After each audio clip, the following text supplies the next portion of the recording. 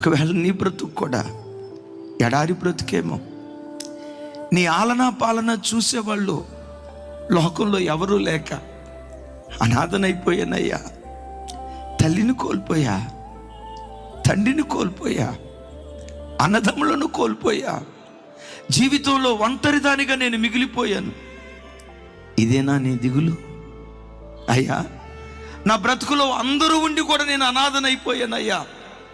నా మంచి చెడులు విచారించేవాడు కనీసం బాబు తిన్నావా, అమ్మా పిల్లలు ఎలా ఉన్నారు, ఆరోగ్యం ఎలా ఉంది అడిగే నాదుడు ఒక్కడు లేడయ్యా నా బ్రతుకులో.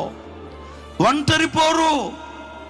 ఈ పిల్లల్ని ఒంటరిగా పోరాడుతూ పెంచుతున్నాను, ఈ కుటుంబాన్ని ఒంటరిగా కొనసాగిస్తూ ఉన్నాను.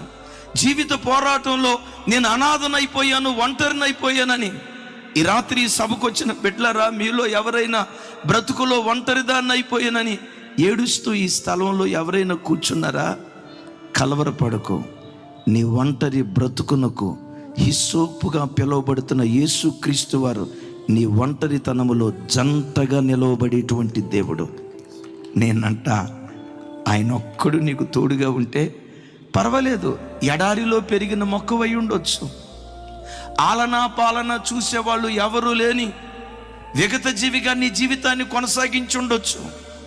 ఆయనొక్కడు నీకు తోడుగా ఉంటే, ఆయనొక్కడు నీ ప్రక్కన నిలవబడితే, ఆయనొక్కడు నీ జీవితంలో ప్రధాన భూమిక పోషించి నీ పక్షాన నిలవబడితే, అనామకురాలైన నిన్ను అందలం ఎక్కించడానికి దేవుడి శక్తి కలిగినటువంటి వాడు.